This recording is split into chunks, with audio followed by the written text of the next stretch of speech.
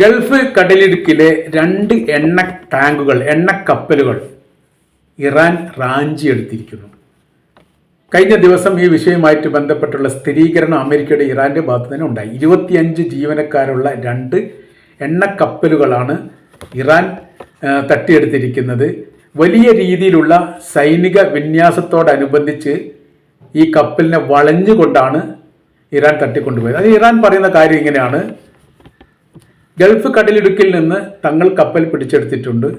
ബലപ്രയോഗത്തിലൂടെയല്ല, അവരുമായിട്ട് തങ്ങൾ സംസാരിച്ചതിൻ്റെ അടിസ്ഥാനത്തിൽ അനുവാദമില്ലാത്ത രീതിയിൽ ബ്ലാക്ക് ആയിട്ട് എണ്ണ കടത്തുന്ന കപ്പലായിട്ട് ഞങ്ങൾക്ക് മനസ്സിലാകും. അതുകൊണ്ട് അവരെക്കുറിച്ച് ഞങ്ങൾ ചോദ്യം ചെയ്തു വരികയാണ്. ഏത് രാജ്യത്തു നിന്ന് വരുന്നു എന്നോ ഏത് രാജ്യത്തേക്ക് പോകുന്നു എന്നതിനെക്കുറിച്ച് ഒരു വിവരവും ഇറാൻ പുറത്ത് വിട്ടിട്ടില്ല. നിയമവിരുദ്ധമായിരിക്കുന്ന എണ്ണ കടത്തുന്ന കപ്പലായിട്ട് മനസ്സിലാക്കിയതിൻ്റെ അടിസ്ഥാനത്തിലാണ് പിടികൂടിയത്. അതിൽ തങ്ങൾ അനുവദിക്കില്ല എന്നുള്ളതും ഇതേക്കുറിച്ച് ഞങ്ങൾ അന്വേഷിക്കുകയാണ് എന്ന തരത്തിലുള്ള വിവരം അമേരിക്കയുടെ ഭാഗത്തും പുറത്തു വന്നിരിക്കുന്നു. മെഡിറ്ററേനിയൻ കടലിലും ഈ ചെങ്കടലുമായിട്ട് ബന്ധപ്പെട്ട വിഷയത്തോട് അപ്പുറമായി ഗൾഫ് കടലിടുക്കിലും ഈ ഇറാൻ വലിയ സ്വാധീനം ഉണ്ടാക്കുന്നു എന്ന തരത്തിലാണ് ഇപ്പോൾ ഈ വിഷയവുമായിട്ട് ബന്ധപ്പെട്ടുള്ള പ്രധാനമായിരിക്കുന്ന ചർച്ച നടന്നു വരുന്നത്.